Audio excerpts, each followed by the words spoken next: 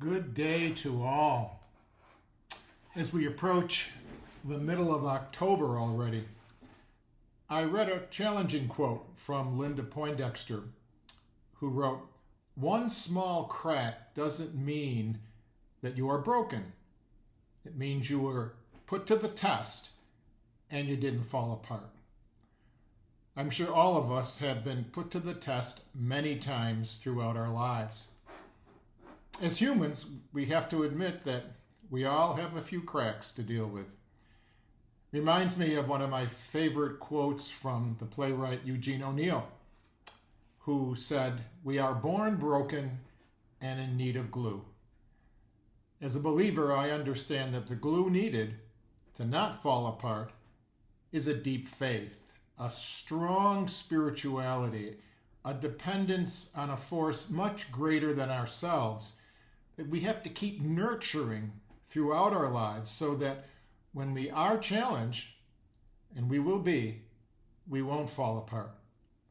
So I believe we need some kind of spiritual daily practice, a time to be silent and listen to that voice inside of us that I believe is that greater power talking to us, God.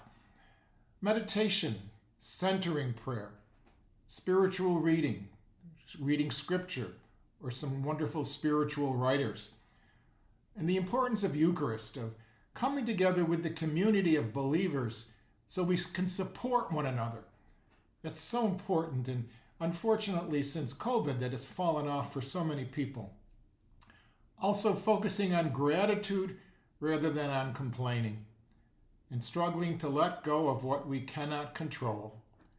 Slowing down and listening.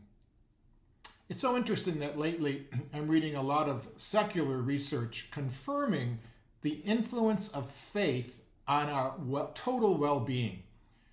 Research is telling us that people who have a belief system, a spirituality, are able to meet the many challenges of life and not fall apart. So in the midst of all the chaos in our world, we know it's easy to fall apart. Let's struggle to have some kind of spiritual practice that will defend us against this falling apart when life challenges us, and it will. All of us will be tested. We all have cracks, but there is the glue of our Creator's grace and the glue of faith to help us heal. Peace to all.